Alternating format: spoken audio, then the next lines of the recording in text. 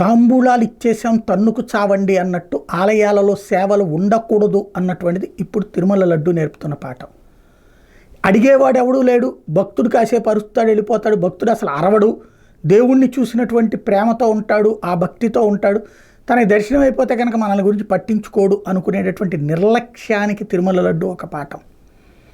అదే సందర్భంలో మన పని మనం చేసినా చేయకపోయినా అడిగేవాడు ఎవడూ లేదు, ఆ వ్యవస్థ ఎట్లాగూ పని చేసుకుపోతుందిలే అనేటటువంటి వాళ్ళకి తిరుమల లడ్డు ఒక పాఠం. అణువణువున అడుగడుగున బాధ్యతగా ఆధ్యాత్మికంగా బుద్ధిమంతుల్లాగా పనిచేయాల్సినటువంటి అవసరాన్ని గుర్తు చేసినటువంటి తిరుమల లడ్డు.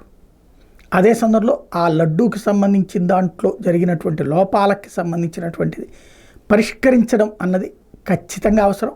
ఆ దిశగా పడుతున్నటువంటి అడుగులలో స్పష్టమైన సమగ్రమైనటువంటి విధి విధానాలు రూపొందించుకోవాల్సిన అవసరం అయితే ఉంది.